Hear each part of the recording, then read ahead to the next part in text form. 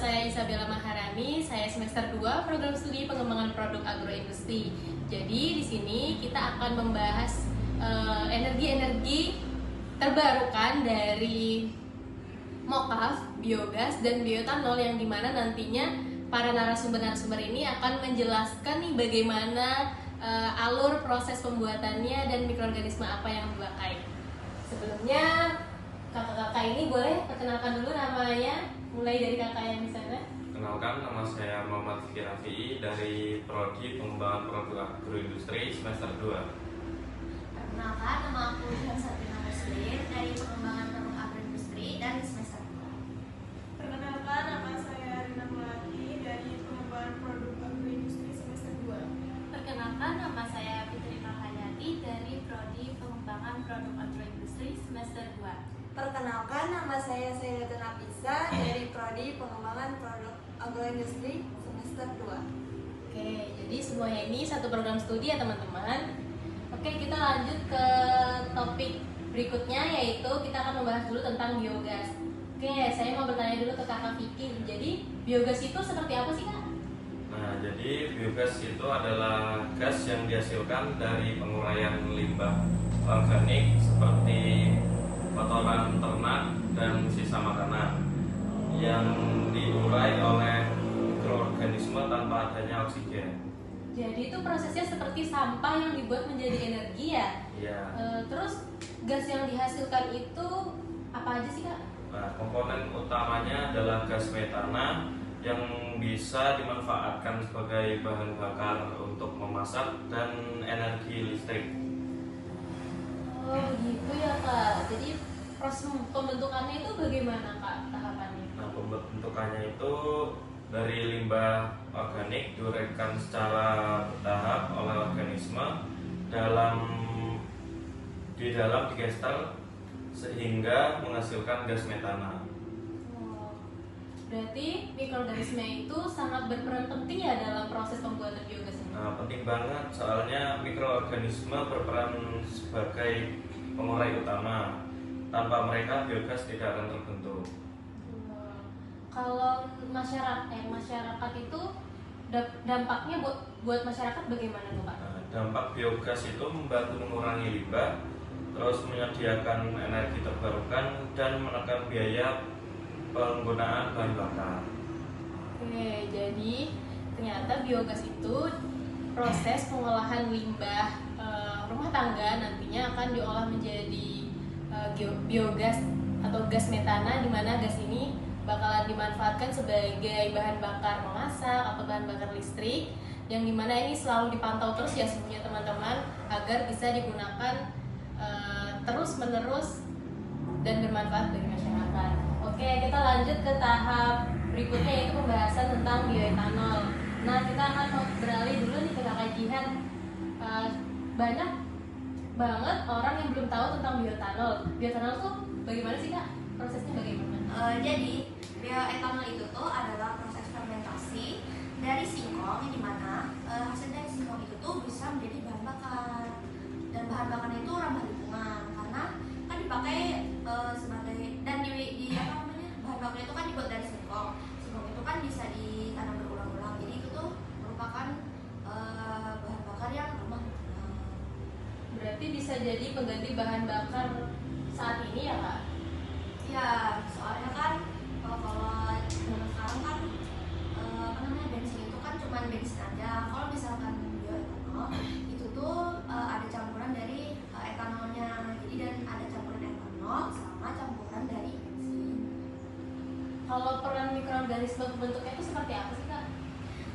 Jadi kan di bioetanol itu ada proses-prosesnya tersendiri untuk pengolahannya. Jadi yang pertama itu tuh ada proses yang namanya pretreatment. Jadi pretreatment itu tuh proses Kalau peran mikroorganismenya itu bagaimana sih kak? kalau peran mikroorganisme itu tuh dia memakai ragi, tetapi raginya itu bukan untuk dikonsumsi. Jadi ragi itu khusus untuk pembuatan bioetanol. Nah, namanya itu Saccharomyces cerevisiae. Yang mana itu tuh ragi yang biasanya dibuat pada tempe atau roti. Itu prosesnya rumit banget ya kak? Bagaimana itu kak prosesnya kak? Kalau proses itu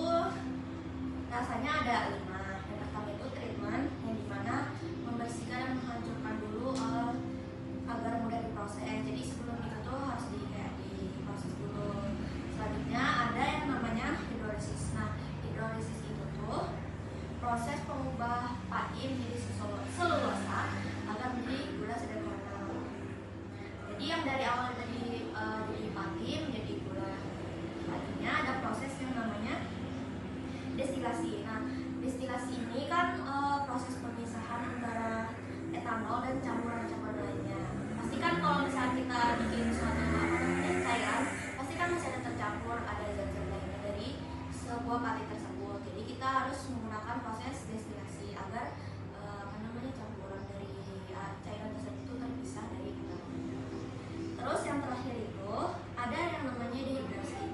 Nah, dehidrasi itu menghilangkan sisa air dari kadar etanol yang mencapai sekitar 99,5%. Jadi siap digunakan menjadi bahan bakar.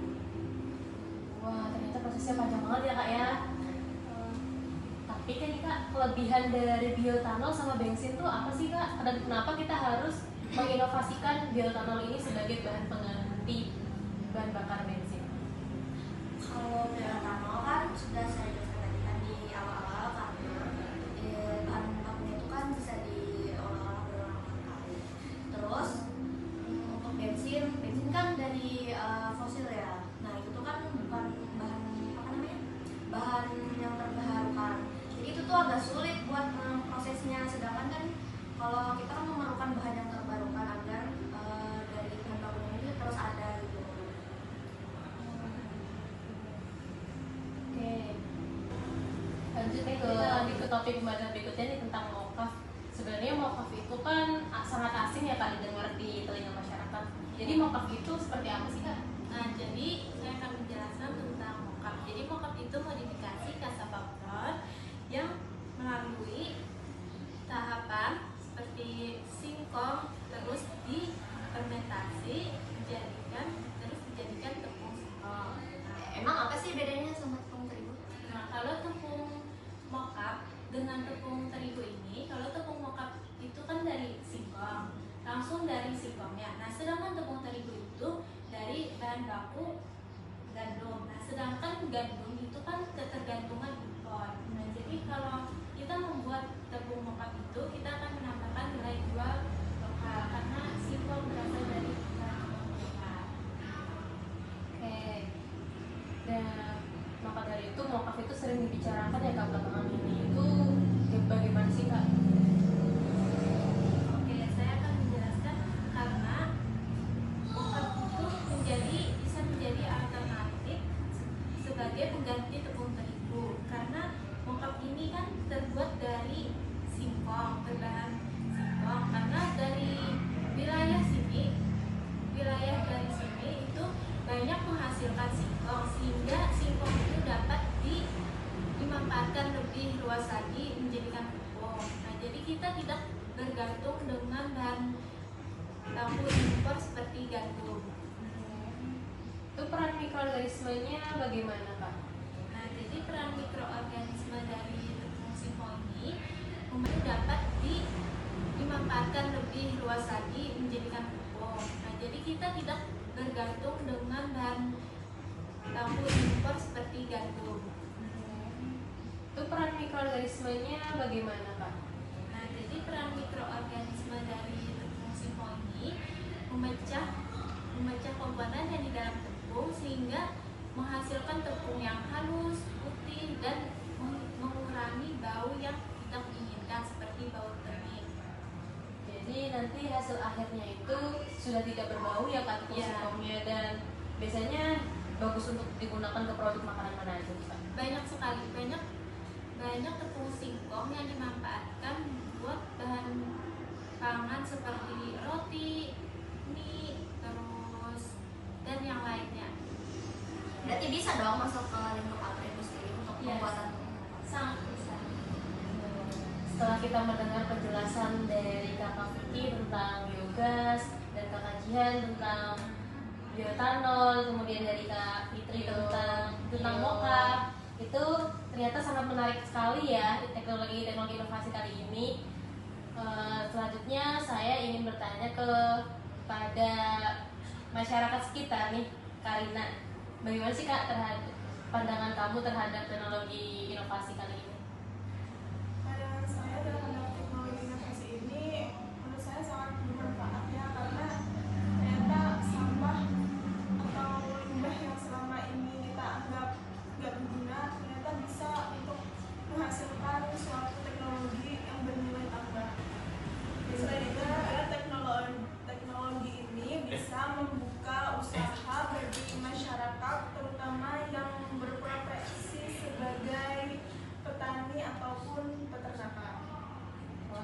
ada tantangan tersendiri ya Kak ya. Oke, sebelum kita akhiri nih, saya ingin bertanya ke Kak Syaidatun, apa sih Kak yang Kakak tangkap dari pembahasan kita kali ini? Kalau menurut saya, dari hasil inovasi yang mereka bilang tadi, menunjukkan bahwa mikroorganisme ini punya peran besar atau peran penting pada kehidupan kita. Jadi biogas tadi sebagai energi terbarukan, sedangkan bioetanol ini sebagai menjadi alternatif bahan bakar yang ramah lingkungan. Dan mockup mendukung pemanfaatan pangan lokal di sekitar sini. Oke. Jadi kesimpulannya ini kita dapat tahu dari ketiga inovasi ini ternyata menunjukkan bahwa mikroorganisme yang kecil itu sangat bisa punya peran besar dalam kehidupan kita, di mana biogas itu dapat membantu menyediakan energi terbarukan, kemudian bioetanol sebagai alternatif bahan bakar, terus ada mockup sebagai pendukung pemanfaatan pangan lokal. Dan jika dikembangkan lebih lanjut, teknologi ini dapat membantu Indonesia menjadi lebih mandiri dalam bidang energi dan pangan. Wah, seru banget ya ternyata pembahasan kita kali ini. Terima kasih kepada narasumber yang dapat hadir kali ini, dan terima kasih juga pada para penonton yang telah menyaksikan podcast kita kali ini, dan makasih juga telah berbagi ilmu sama kita. Sampai jumpa di podcast Agroinovasi berikutnya. Bye bye. Bye bye.